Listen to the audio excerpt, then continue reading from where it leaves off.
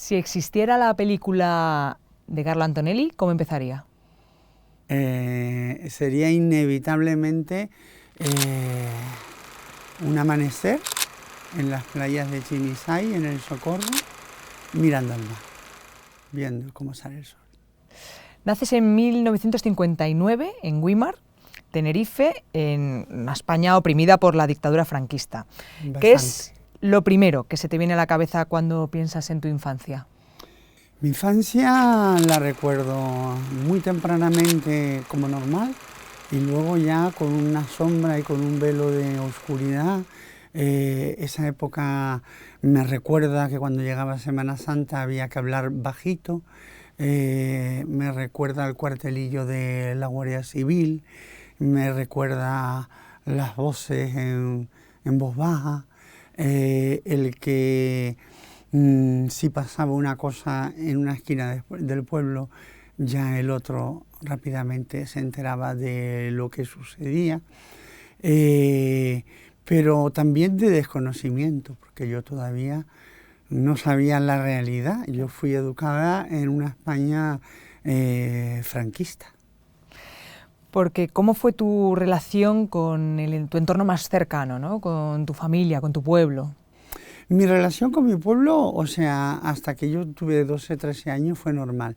Luego ya cuando despertó en mí, digamos, la necesidad de conocer, la necesidad de saber, la necesidad de saber quién era, porque encima yo no me identificaba, porque aunque parezca increíble, o sea, no teníamos referentes de ningún tipo, porque ahora tú entras a internet, tú entras, es una información global que sabes absolutamente de todo. Allí además vivíamos una época, estamos hablando de la censura, donde había una férrea censura y lo más que sabías, digamos, la cosa es el mariquita del pueblo. Luego te enteras con el tiempo de que hay mucha gente en el armario que se llegaron a casar, que tuvieron mujeres, que tuvieron hijos, pero yo tampoco me veía, digamos, reflejada en el gay del pueblo. Digamos que mi horizonte se abrió ya estudiando en Santa Cruz, cuando fui a estudiar arte dramático y declamación, cuando vi a personas trans que se habían hormonado. De hecho, yo me quedé con la boca abierta, ¿cómo es posible? Y entonces cuando ya me explicaron, es cuando mi vida comenzó, digamos, a dibujarse un sentido claro.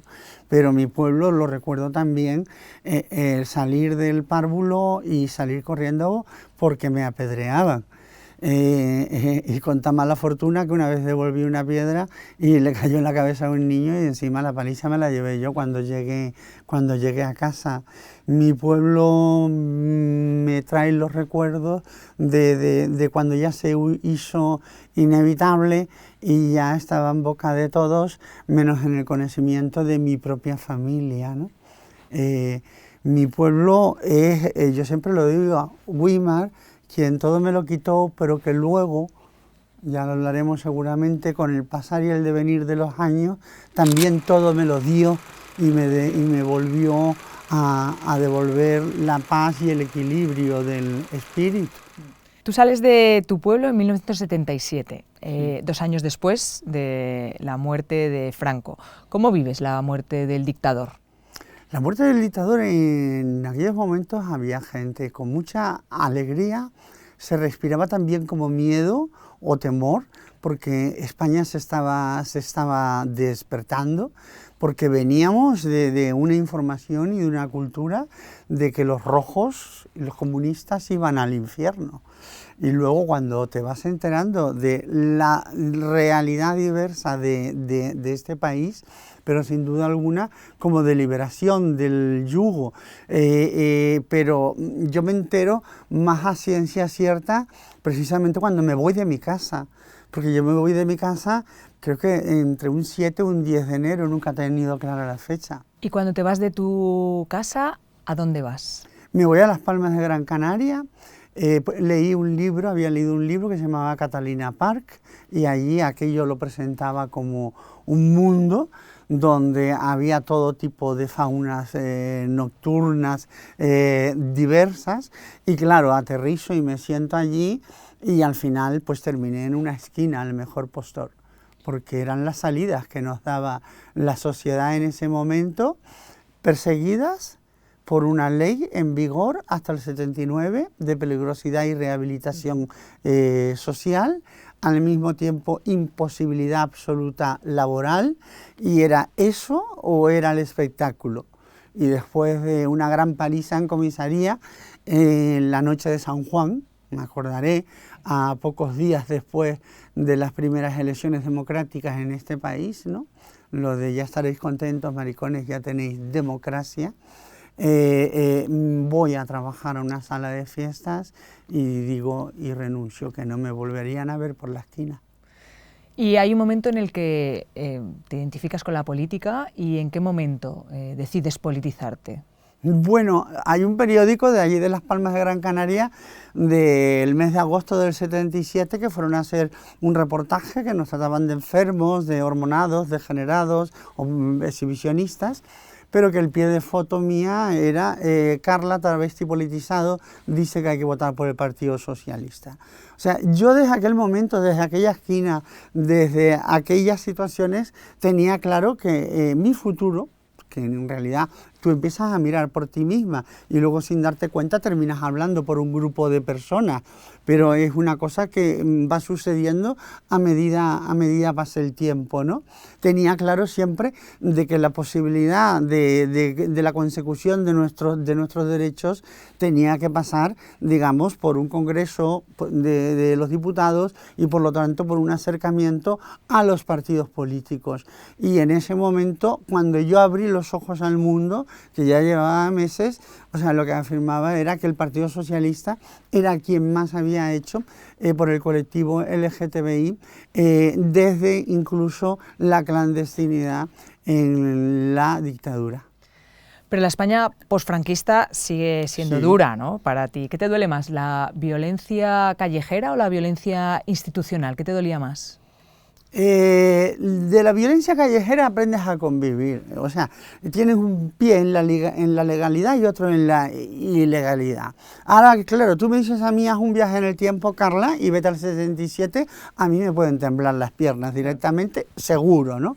Pero yo nací en una época, yo nací en 59, como dice, año de la Revolución Cubana, por cierto, y yo, digamos, aprendo a convivir con la realidad vigente de esos momentos, y a conocer los riesgos, y a conocer a qué me arriesgo, y por lo tanto eso estaba cotidianizado para mí.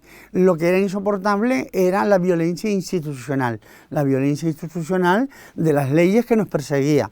Que, por cierto, hay un campo de concentración, había un campo de concentración en Tefía, Fuerteventura, donde un cura era quien decidía si ya nos habíamos redimido y habíamos cumplido la condena de la ley de peligrosidad social.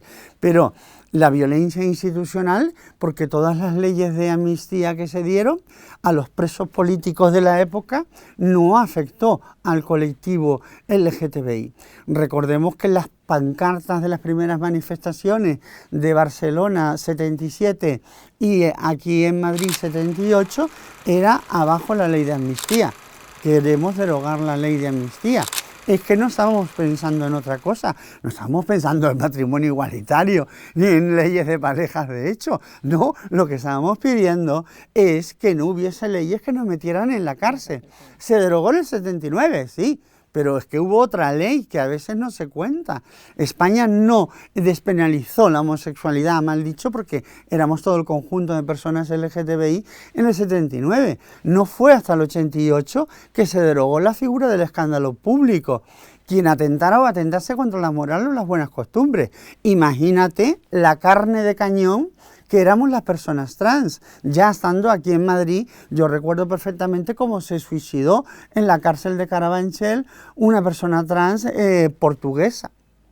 Se roció de alcohol y se tiró desde la galería. Esa era la realidad. O eso que es el Palacio hoy, donde reside la presidencia de la Comunidad de Madrid, eso era la Dirección General de Seguridad. Las personas LGTBI no pasábamos por esa acera, porque era como que había una mano que te iba a meter para adentro. Tú sabes el impacto y el shock de ir a un día de la comunidad la primera vez y bajar a esos cuartos de baño y ver allí donde están las celdas, los calabozos, donde estaba Billy el niño, Además sigue teniendo donde la... lo torturaban. Sí, tienes que agachar la cabeza. Es terrible. Qué duro y qué importante es hacer memoria, ¿no? Ahora que hablan de esto, ¿no? Como una moda y eso. Recordar para no olvidar. Claro. ¿Cuál fue el momento más duro de tu juventud? La muerte de mi padre. Más que nada porque me enteré cuando lo estaban enterrando. Porque a mí no se me dijo, a mí no se me avisó. Porque hubiese sido una vergüenza mayúscula que yo regresara al pueblo y estuviera en el entierro de mi padre. Y el dolor de ver un recordatorio luego con un nombre que no me representaba como ausente. Entonces, un día escribiendo la biografía en el diario digital, una mini biografía, a golpe de manotazos en el teclado y el teclado lleno de lágrimas, diciendo, ¿ausente de qué? ¿Ausente por qué? ¿Y debido a quién? Claro, eso no pasó 30 y tantos años luego con la muerte de mi madre, por supuesto. Porque tu primera gran incursión en la televisión es el primer documental sobre transexualidad que realizas para Televisión Española en 1980, pero que no es emitido hasta 2 años después. ¿Qué supuso un año después? Sí. ¿Qué supuso este documental para una España recién salida de la dictadura? Bueno, hay que pensar, efectivamente, esto se graba en 1980, no se emite hasta después del golpe de Estado de 1981, se emite en septiembre, porque llamaba memo a un juez que había denegado el cambio registral de nombre y sexo, porque en España no se permitió el cambio registral después de una operación quirúrgica, que quede claro siempre, en esos momentos, hasta 1987. Anteriormente a ese documental ya había visibilidad, por supuesto, en la televisión desde la muerte del dictador. Ya había salido Viviana Fernández en 300 millones, ya había salido Amanda Lear, pero digamos estamos hablando de un documental temático, que de un programa que solían hacer como 3 partes y al final terminó dedicado completamente a un día a día en la vida de una persona trans, que en este caso era yo y se titulaba Carla, el enigma de una belleza, ¿no? Entonces, claro, al despoticar contra un juez, aquello fue nada, hasta después del golpe de Estado. Sí había una parte como muy importante, el que digamos, la anécdota era que había 2 cadenas, la 1 y la 2. Esto se emitió en la 2, con tan buena fortuna que en la 1 estaban echando un reportaje a alfombras persas, a eso de las 7:30 o eso de la tarde. Entonces todo el mundo en bloque se mudó para esto. Y bueno, en la revista Lectura recuerdo un periodista que terminaba diciendo que esperaba que San Pedro no me pidiera el carnet. Bueno, sí, que ya era en San Pedro, hoy ya tengo el carnet. Esas cosas. ¿Decides dar un paso al frente y en qué momento decides ser candidata del Partido Socialista? Bueno, yo entro a militar de una forma activa en el año 1997, cuando se crea el Grupo Federal LGTBI y entró de una diputada fallecida, Carmen Cerdeira. Fue por la época que entró también el compañero Pedro Serolo, y es una época ilusionante y es una época donde un año más tarde viene el 35 Congreso, luego el 36, luego sale cuando sale Zapatero, y una época de mucha ilusión donde se hace un programa, sin duda alguna, un programa electoral de los más comprometidos que ha tenido el Partido Socialista, porque lo decía Pedro Serolo, el socialismo si no es valiente no es socialismo, y es verdad que siempre que ha habido programas comprometidos es cuando siempre se ha salido adelante en las elecciones, y sobre todo en temas sociales, ¿no? Y ahí es cuando entro a militar de forma activa y me cupo el honor de trabajar en la redacción de ese programa, tanto para el matrimonio igualitario como para la propia ley de identidad de género. Porque tú tuviste un papel ¿no? en la aprobación de la ley del matrimonio igualitario. ¿Qué supuso para España, qué supuso para Europa, ¿no? ¿Y qué papel tuviste tú en esa ley? Bueno, tuve el papel de toda la gente que trabajamos. Esto era una demanda de las ONG, de los colectivos, de las calles, de la propia Federación Estatal, de la CLGTBI. Yo me acuerdo perfectamente cuando en Ferraz, la primera reunión que hubo con Zapatero, la primera vez que yo también veía a Zapatero, pero era también la primera vez que Zapatero veía a Pedro Serolo. Que fue donde expusimos las demandas de los colectivos para, digamos, el programa electoral con el que iba a concurrir Zapatero para las elecciones.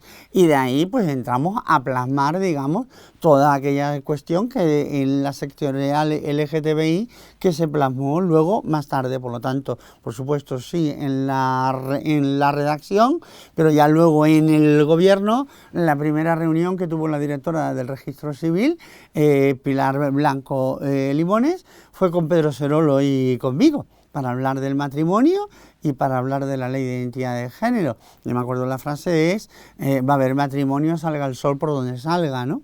Y al final, bueno, ya vimos lo que sucedió. Esto se me antoja bastante a cualquier tipo de polémica con todas las nuevas leyes que vienen a dar derechos a la población, como incluso salió 500.000 de personas a la calle en contra de los derechos de las personas homosexuales en este país. De acuerdo. Yo te conozco en la Asamblea de Madrid. Tú tienes unas intervenciones magistrales. ¿Cuál es la que recuerdas? ¿Cuál es la mejor, de la que estás más orgullosa? Ay, pero Mónica, tú no me puedes hacer que yo te diga nada más que una, porque entonces yo es como mamá, papá y a quién dejas. Yo tengo que pensar mínimo, pues, me va a permitir aunque sean 2, 3. Perfecto. Bueno, hay una intervención, digamos, que es muy tremenda, muy apoteósica, que además marcó una línea, o sea, yo no la había visto antes, lo vi luego, pero nunca antes, de claro, a ti tú haces una pregunta al gobierno, pero tú no le estás haciendo una pregunta a un consejero determinado. Tú le estás haciendo al gobierno. Luego es el gobierno el que decide qué consejero te va a contestar. Y a mí me contesta el de Políticas Sociales, Salvador Victoria, pero yo le tengo preparada toda una retahíla a todos los consejeros, uno por uno. Y es donde termino diciendo de que esa España solamente será una grande y libre el día que nos miremos de frente. El día que nos miremos de frente, la España de las camisas blancas y donde saquen de las cunetas a los fusilados por maricones. Para hacer posible una España que no sea una quimera, donde saquemos de las cunetas a los fusilados por maricones, y no solo a nuestros abuelos, señor Luis Tobar. Sí, señora Carballedo, esa España mía, esa España nuestra, la de la camisa blanca, la que solamente será grande el día que nos miremos de frente en igualdad. Muchas gracias, señoría. Muchas gracias, señoría. No me haga quitarle el micrófono. Yo creo que era la primera vez que en esa Asamblea de Madrid se oía la palabra maricones, se creó un silencio que se masticaba y el presidente de la Asamblea cortándome la palabra y yo continué hasta que dije libre, transfobia, homofobia, bifobia, que por cierto Ayuso versus Pecas me contestó a esa intervención, que yo tengo el tuit guardado por ahí, que está borrando pruebas, pero yo tengo todavía ese ahí, que ella dice que el Sálvame ha llegado a la Asamblea, o sea, que de casta le viene algo. Bueno, esa es una, pero sin duda alguna el día de la aprobación de la ley integral trans, que ya venía de otra legislatura que le había impedido el Partido Popular, pero que, digamos, la conformación política de la Asamblea en ese momento lo posibilitó porque éramos mayoría la suma de todos los partidos de los grupos parlamentarios de la oposición. Y bueno, pues en algunas de las intervenciones de las fases de la ley comencé a decir diciendo de que hay sueños que no son quimeras y que se convierten en realidad. Y de ahí hice el desgrane y bueno, la la presidenta de la Asamblea, cuando sacaron la enorme bandera, quiten ese trapo, el trapo era la bandera trans. Eso es un momento glorioso, pero inevitablemente tengo que hablar de otro momento, que es la aprobación del proyecto de ley de los niños robados. Claro. No me digas por qué, a mí me llega, me ha afectado siempre bastante, o sea, me toca de ver toda esa asamblea en pie, toda, absolutamente. Todos los grupos parlamentarios aplaudiendo a las víctimas que estaban arriba, incluso una botella de oxígeno que ya no nos acompaña, que nunca pudo llegar a conocer a Bruno, a su Bruno, pero aquel día hice llorar a toda la asamblea, porque yo dije lo que era la PNL, pero a la mitad de la intervención interpreté. Y yo interpreté a la madre que de rodillas le imploraba a Sor María que no le robaran a su Bruno. Me acuerdo que Reyero, con todos los ojos, Carla, es la mayor intervención que has hecho. Digo, es que no hay nada mejor como sensibilizar con la verdad. ¿Y todo para qué? No la han cumplido. No la han cumplido. No como la mayoría. ¿Tú te has identificado alguna vez como zapatarista, ¿no? ¿Qué significó para ti Zapatero? Bueno, yo Zapatero es que llevaba la Z de Zapatero hasta en el móvil Nokia que tenía de aquella época. Para mí Zapatero sin duda alguna fue la legislatura del mayor avance en derechos civiles en este país, un hombre comprometido, feminista, comprometido con el colectivo, como hemos visto, comprometido con el colectivo de las personas trans, aún en tiempos recientes bastante oscuros. Y mira que en el 2007, 2006 concretamente, tuve que anunciar una huelga de hambre contra mi propio partido, mi propio gobierno, propio presidente, que era Zapatero, que luego entendió y además afirmó que hubiese sido más necesario haber sacado la ley de identidad de género primera que el matrimonio igualitario, porque afectaba mucho más en el día a día de las personas lo que es una documentación que te represente y que te identifique. Y nuestro DNI sin necesidad de pasar por un quirófano, que nos ahorró humillaciones absolutamente innecesarias. Como viajar, alquilar una vivienda, el trabajo. Pero como me dijo Zapatero un día, es que quien me tiene que explicar las cosas no me está diciendo. Pero bueno, yo tuve ahí mi momento catártico una vez en el recibimiento del Orgullo, donde era la primera vez que me veía con Zapatero, yo llevaba mi carne en el bolsillo, yo le tenía que presentar a él encima en el acto, entonces le di las gracias, porque al final hubo un gobierno que escuchó, un presidente que escuchó, esa huelga de hambre se paró. El Mundo titulaba El gobierno cede, pero la realidad es que María Teresa Fernández de la Vega, a principios de junio del año 2006, anunció que el Consejo de Ministros la daba a trámite. Qué cosas, sí. Que siempre que se habla de una ley trans se levanta un inmenso muro de incomprensión, total, de rechazo y de piedras en el camino, y en este caso, en el presente, con inesperadas e inesperados, digamos, opositores que no estaban allá por el año 2006. Sea como sea ese día, cuando lo presenté a José Luis, pues yo arriba llorando, José Luis abajo llorando, luego los dos nos fundimos en un abrazo.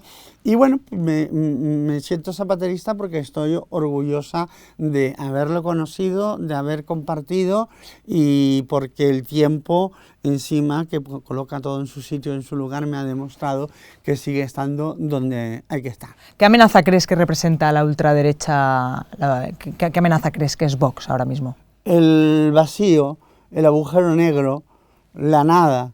Y lo que es más triste es que muchas de estas personas y personajes no es una cuestión que se crean de verdad, que los hay que se lo creen muy de verdad, te lo puedo garantizar, pero ahí vemos el caso de Macarena Olona. O sea, estamos viendo de como que la mayoría de las cosas que se están diciendo muchas veces no son cosas sentidas, sino es una cuestión de una provocación, pero que luego no les duelen prendas. cuando pisan y gobiernan de hacer desaparecer todo aquello que ha sido avances de derechos civiles. Ahí la tenemos en la Asamblea de Madrid, a Rocío Monasterio, una tras otra, donde nos hemos convertido en carne de cañón, en el objetivo, en el blanco, en las personas trans. Desgraciadamente estamos de moda, porque está de moda la transfobia, lo cual esto es algo absolutamente terrible y lamentable, pero sin duda alguna la extrema derecha y Vox son un peligro público. Son un peligro público si llegan a gobernar y solos, porque ya estamos viendo que cuando gobiernan en coalición con el PP, de las primeras cosas que intentaron hacer es violentar el derecho a la interrupción voluntaria del embarazo de las mujeres, escuchando los latidos, por ahí se empieza. Luego terminan con pueblos free de LGTBI, como en Polonia. Pero tú, por ejemplo, conocías a Ayuso antes de ser Ayuso, ¿no? ¿Cómo, Claro. cómo de peligrosa ves también su radicalización, ¿no? Porque se ha ido radicalizando. Sí, se ha ido radicalizando. Ayuso yo la conocí allá por el 2011, 2012, que creo que fue cuando entró en la asamblea ella sustituyendo a alguien. Ayuso era como esa cara angelical, sonrisas, o sea, inimaginable. Esto lo único que te quiere decir que en política se puede dar de todo. Puedes encontrar lo mejor de los seres humanos y también lo peor de las personas, sin duda alguna. Y Ayuso sí ha habido una transmutación total y absoluta, digamos, de Dr. Jekyll a Mr. Hyde, ¿eh? O sea, absoluta, porque o sea, la persona que se han convertido es que realmente dices, no es posible que aquella persona sea esta. Pero bueno, luego haces otros agravios comparativos y en política es verdad que, fíjate que tú crees tener intuición bastante, pero en política es donde yo me he encontrado que no vale más ningún tipo sorpresas, de intuición, sí. Porque las sorpresas de gente que tú considerabas cotidiana, normal, de pronto, digamos, ha habido un cambio tan radical que dices, me la han dado. Bueno, pues este es el caso. Lo que me parece lamentable es hasta el punto que se ha llegado, ¿no?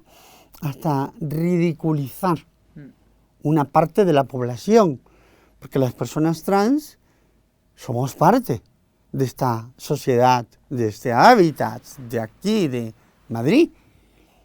¿Cómo es posible que una presidenta de un gobierno, de una comunidad, esté haciendo mofa sobre las personas trans, sobre una ley que viene a dar derechos, a decir que sus Enriques pasarán a llamarse Enriquetas?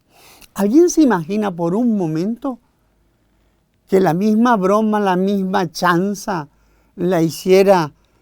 Pues ahora mis Enriques yo los pinto de betún y ya tengo 2 negros en mi gabinete y somos un gobierno diverso.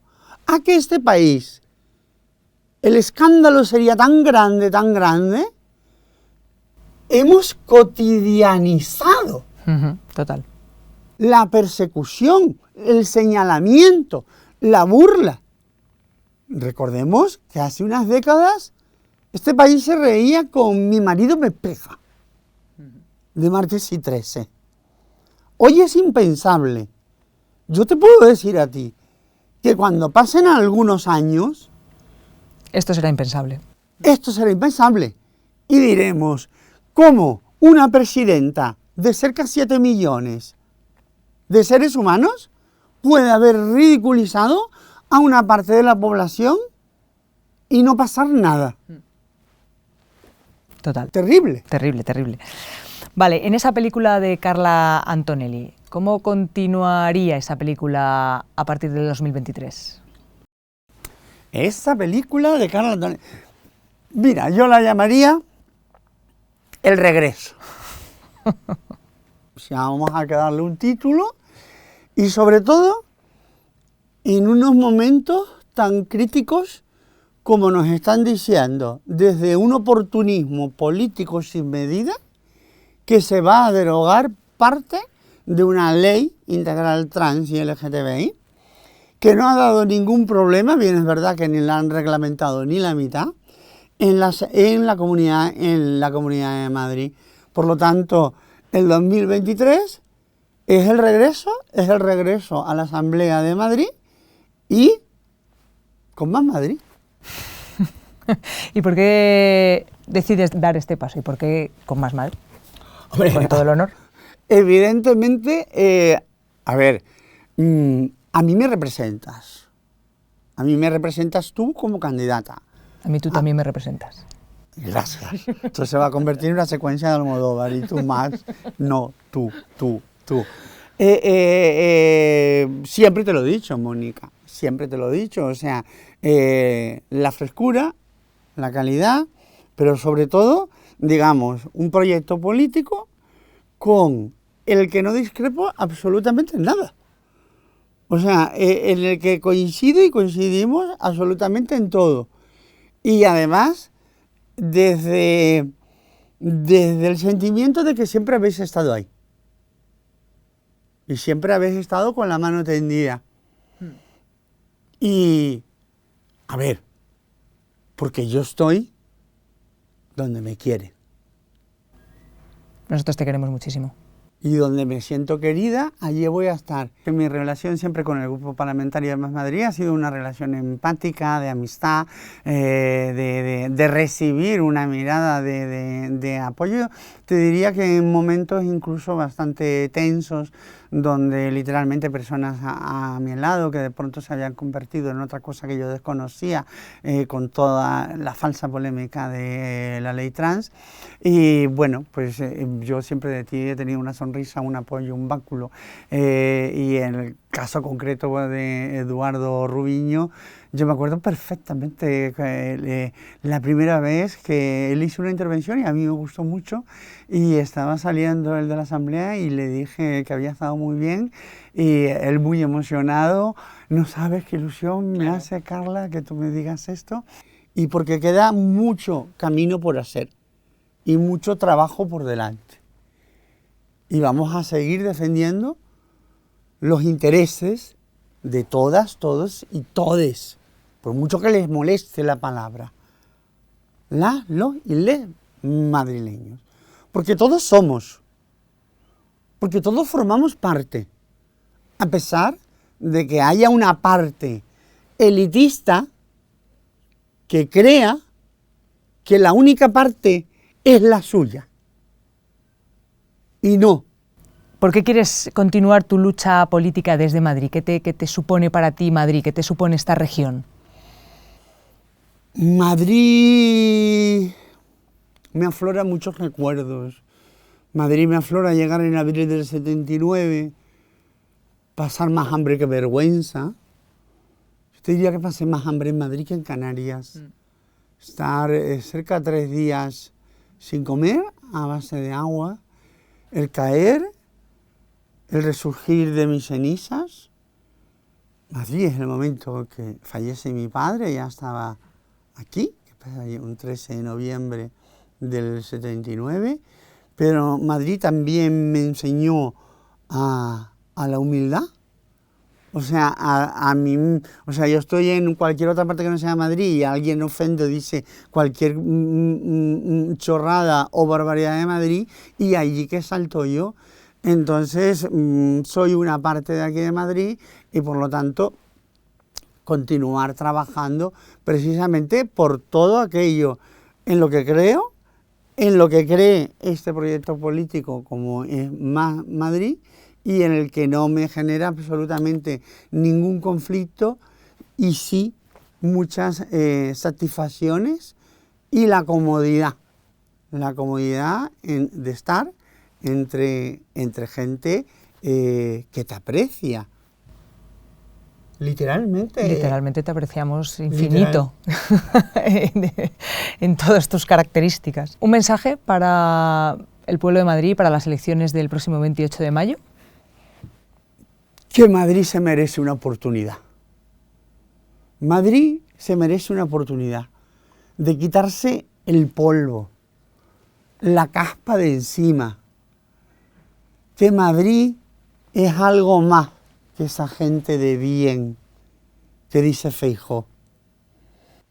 porque yo he llegado a escuchar, voto a Ayuso porque me hace reír. ¿Sabes una cosa, Mónica? A mí no me hace ninguna gracia. A mí tampoco. Ni las residencias de ancianos, el experimento diabólico que hicieron de exterminio, decidiendo quién iba a los hospitales o no. No me hace ninguna gracia cómo están los centros de menores, ni de primera acogida, con sarnas, pulgas y chinches, como denuncié en la asamblea. No me hacen ninguna gracia, que te voy a contar a ti, la sanidad pública manga por hombro. Para mí eso no es un chiste. A lo mejor habrá personas que tienen resuelto su bolsillo, pero sintéticamente. Porque Madrid se merece una oportunidad y porque hay que estar con las madrileñas y los madrileños al 100%. Bueno, pues nada, Carla, ha sido un placer. Muchísimas gracias. La verdad es que qué gusto da. Muchísima emoción. Sí, la verdad es que sí. Muchísima emoción. Vamos a ello, ¿no? Vamos. Somos valientes, vamos a por ello. Sí.